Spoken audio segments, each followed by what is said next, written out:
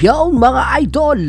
Welcome back sa ating channel dahil may bagong pag-uusapan na naman tayo. Akalain nyo, tapos na nga ba ang drama ngayong off-season? Aba hindi pa mga idol, may bagong trade rumor na umiinit ngayon. At kung totoo to mga kaboltok, medyo wild.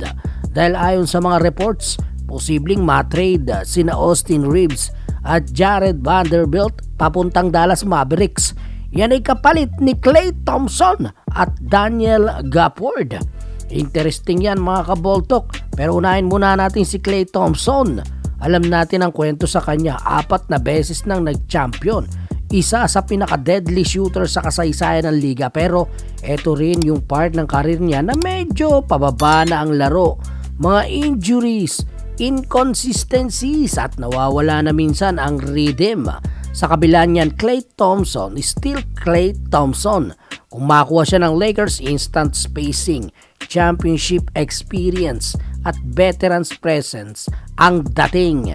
Tapos si Daniel Gafford, isang athletic big man, kilala sa blocking shots, rebound at hustle plays. In short, Gafford bring energy at rim protection.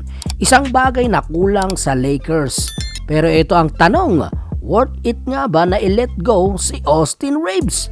Alam natin maraming fans ang magagalit dahil bata, may puso at umaangat ang laro taon-taon nitong si Austin Reeves. Solid din siya sa playoffs at chemistry wise, swak na swak sa Lakers. Si Bando naman defensive anchor, hindi flashy pero sobrang importanteng piraso sa rotation.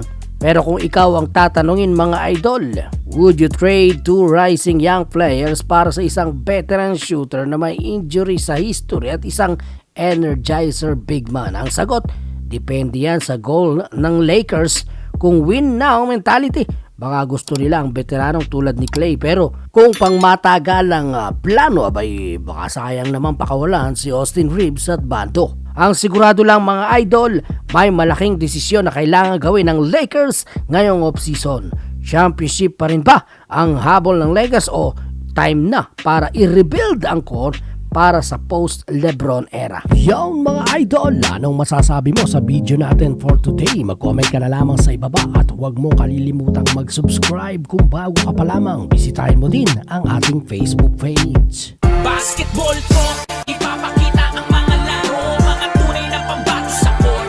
Dito ay pabilis, hindi ka pwede ma-short. Papakita ang bakbakan sa loob ng court. Pagalingan ang dating, bawat puto sa ring. Basketball ang labanan at wala kang kasing. Basta basketball ang usapan na kay dyan ang tingin. Dito lang yan sa basketball talk. Basketball talk, puso sa puso, laban ang pagalingan dito. Pabilisan at diskarte yan ang